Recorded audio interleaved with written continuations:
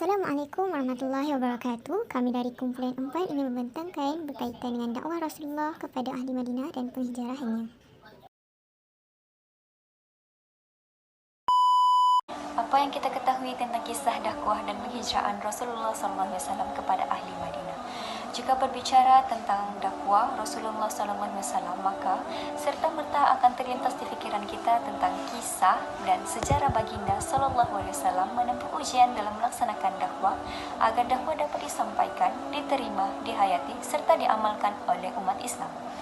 Hal ini sebagaimana kisah dakwah Rasulullah ketika di Madinah.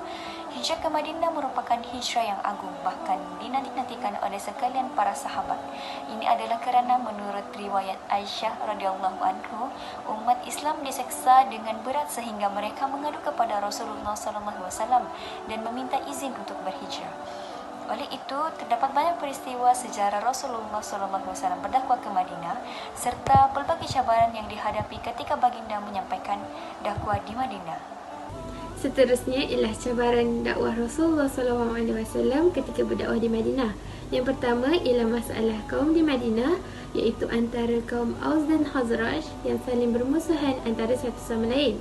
Cara Rasulullah menangani masalah tersebut, Rasulullah mengutuskan Mus'ab bin Umair untuk membina kepribadian masyarakat di Yathrib, membentuk suasana persaudaraan dan kesetiaan kepada Islam tanpa mengira suku atau kabilah.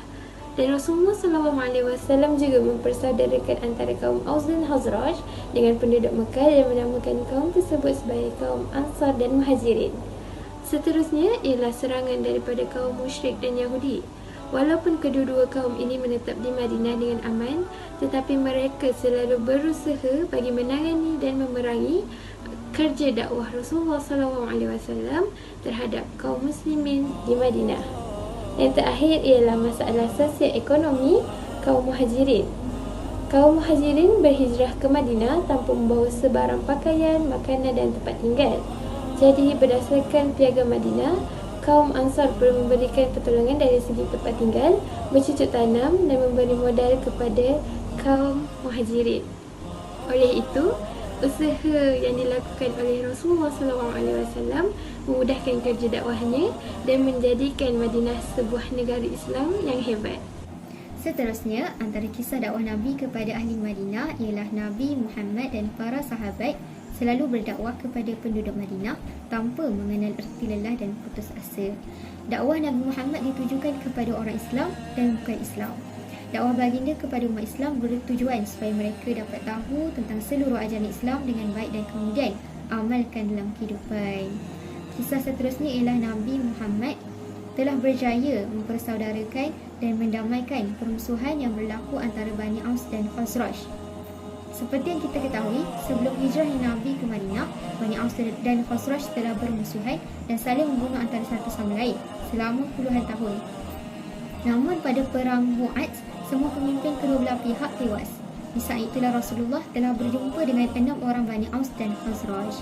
Kemudian Rasulullah pun berdakwah kepada mereka dengan ajak mereka beriman kepada Allah dan mereka pun bersetuju sebab mereka inginkan perdamaian antara masyarakat.